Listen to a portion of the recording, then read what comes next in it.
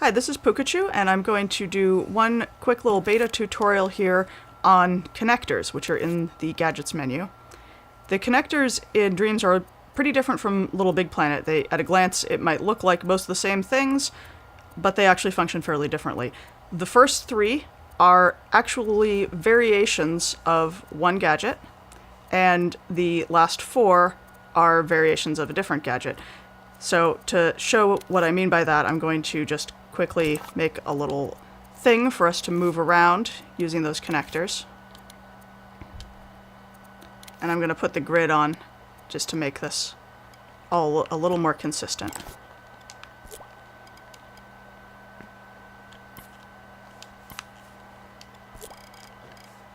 And since they're all just variations of two different ones, we only need sort of two examples here. When you're connecting things in Dreams, we always refer to the parent and child. The parent is where the connector starts, and the child is the finishing point of the connector. So, starting up here with the parent, connecting to the child, that's a ball joint, which is also a bolt and a motor bolt. Over here, I'm going to connect a piston, which is also a slider, string, and elastic. They're all packaged into one. Alright, now that we have those connected, I'll turn off the grid just for better visibility. And I will roll the scene. Now, the piston has a preset sort of motor in it. The ball joint does not. The ball joint doesn't do anything on its own, it just connects things in this way that is a ball joint, and this is what connects the different parts of a puppet together. And as you can see, if I pick this up and let it go, it'll just sort of swing. That's something that you can tweak in the settings for the connector itself. You can make it tighter or more springy. You can also use this, it's really handy for animations. You could drop in a keyframe, and you could move this like that on the keyframe and stop recording, and then you could activate that in any way you want to make animations happen. So I'll just back up there and oops, reset the scene.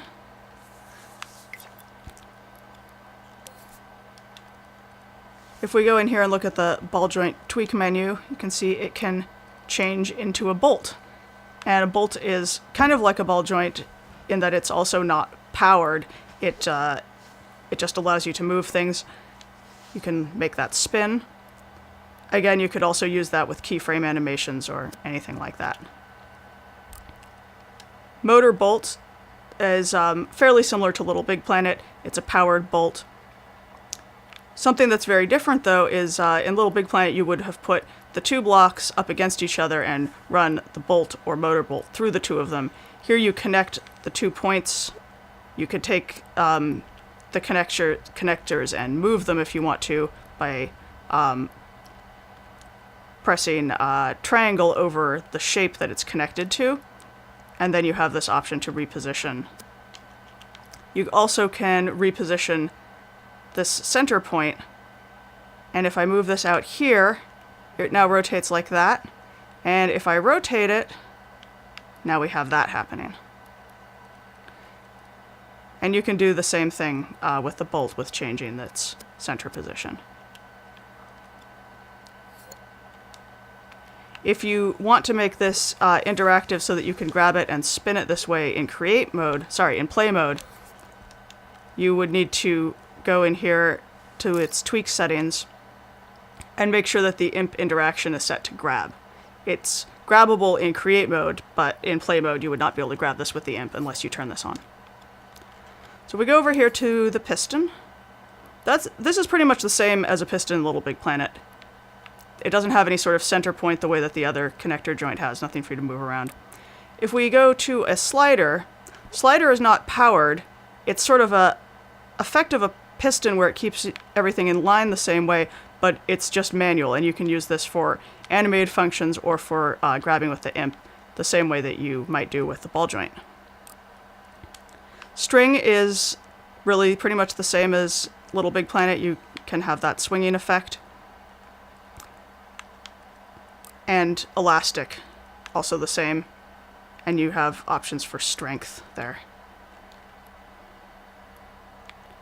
So that is the basics of connectors. All of these do have outputs that you can use for activating other logic components, animation functions, all sorts of things like that.